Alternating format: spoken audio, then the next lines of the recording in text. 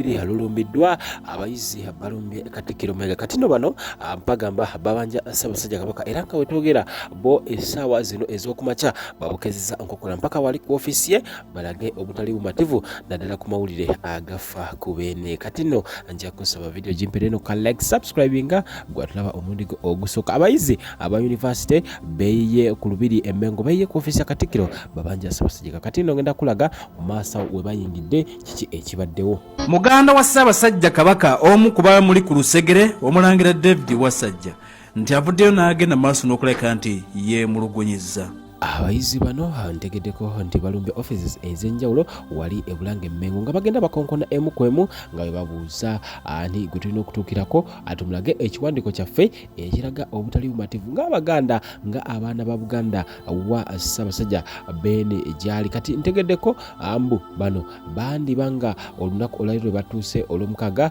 abalabika nga offices ze bagenzeemu ezisinga inzigale era bali awo ku mulyango wetwogera bakonkomadde nga embwa esudde ki Abaganda mu nnyambeko kati nno anja kusaba endowoozayo ku bayizi bano eno kino kye bakoze kye bayita peaceful demonstration balaka bali inspired by the Kenyans okuba nti oba oliawo balaga obutali bumativu mu mbeera nga tebalina kye bayononye tebalina gwe bakubye era n'ab'obuyinza babaaniriza bulungi ne babalaka batwale ekiwandiiko kyabwe.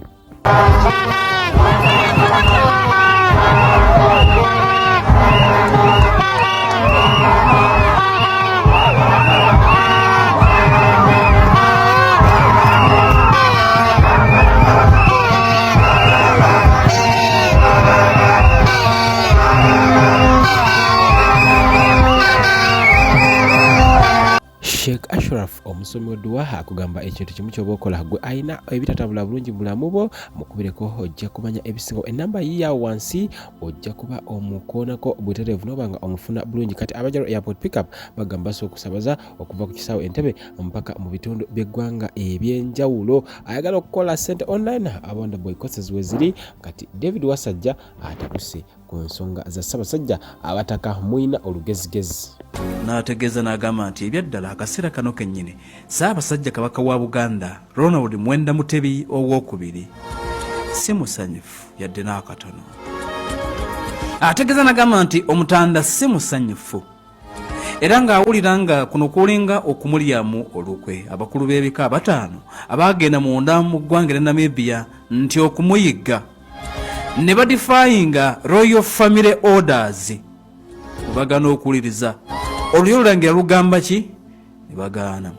era bano be bamu ne bagana okuwuliriza Katikkiro Kyabusibita Mayiga ne bagenda paka Namibia gye twategeredde nti eno era babaganye okubaako engeri yonna gye baakiseesinga Ssaabasajja Kabaka gyali mu kujjanjabwa kati okusinziira ku mulangira Wasajja David muto wa Ssaabasajja ategeeza n'agamba nti muganda we byonna ebibadde bigenda mu maaso gyali mu ddwaliro abadde abikenga ng'abiraba bulungi ng'abigoberera episode yonna abadde agigoberera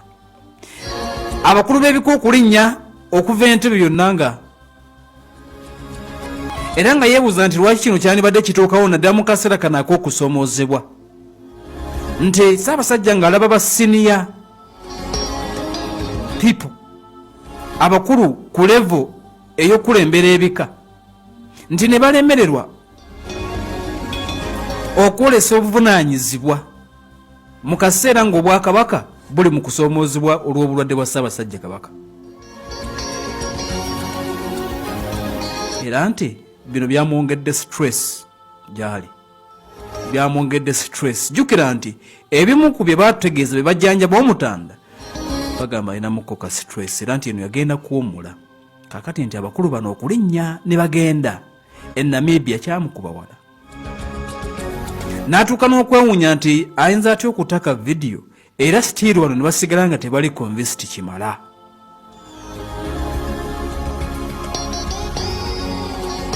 Jjukira nti mu katambi akaagenda maaso n'okulabika nti kati ewa gye buvuddeko awo Ssaabasajja Kabaka wa Buganda agenda maaso n'okulabika nti ategeeza ng'embeera ye bwe yali egenda maaso n'okuba nti etereera mpolampola newankubadde nga abamu ku baakalaba ate baakawakanya n'okusinga eyo ku mikutu emikwanira wala nga bagamba nti kano baali tebayinza keesiga nti olw'ensonga nti mu kaseera kano ku mulembe ogwa tekinologi kyali kisoboka bulungi bino okugattirirwa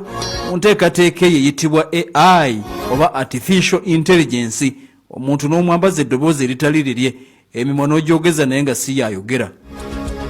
Kati abamu basinziira awo ne bagamba nti nedda. Kakati okusinziira ku Mulangira Wasajja agamba nti mu kaseera kano Ssaabasajja Kabaka ali mu kyoyinza okuyita a total disbelief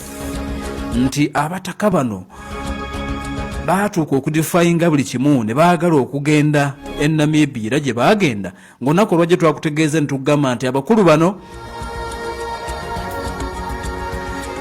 onaku oluyise luli twakutegeeza nti abakulu bano bategeeza nga poliisi bwe yabagaana nga babaleko kilomita 12 zokka okutuuka awali Ssaabasajja ne basooka ne bakwatibwa oluvannyuma ne bazzibwa mu woteeri era nga bakyali sayidi eyo. Tetunnaba kutegeera ku nteekateeka zaabwe okubinaanika engatto okuva sayidi eyo komawo e Kampala naye nga kigamba okuba nti kyebaliko kubanga bakitegedde nti e Namibia gye bali tebajja genda maaso n'okusobola kulaba ku Ssaabasajja. Amawulire gategeezezza olunaku olwajja okuva mu nsonda ezeesigika of course Emmengo.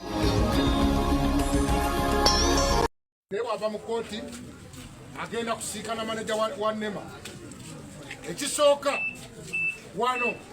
baalugulidde ku pata kubanga wano we bazze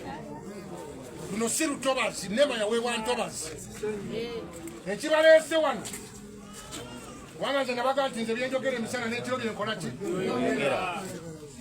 Waliwo omu ku bannayiba bamwe abali awo abali mu bumwa bya kasooli awo baagala wano. Waliwo abali mu bumwa bya kasooli awo abalina omupango ogwagala abo basengule wano basobole okukola kakati olw'okuba enkuba eyitiridde olunaku lw'enkya essaawa 4 mwenna tubeetanga wano.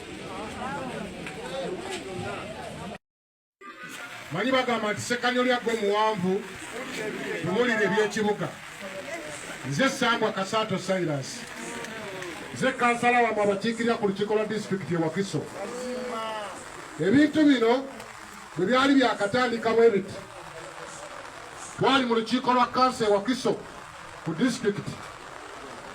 ne nteekako ku nninga nga njagala tunnyonnyole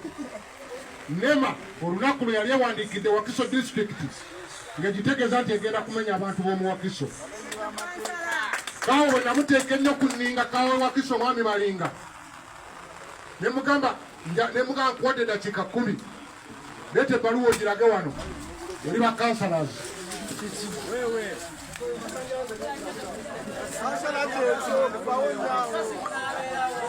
Kakati twagenda okumaliriza nakawokagikola ki tagirina nengende wa environment officer wa Wakiso district nenteeka environment officer ku nninga kanjagala ndage ku bbaluwa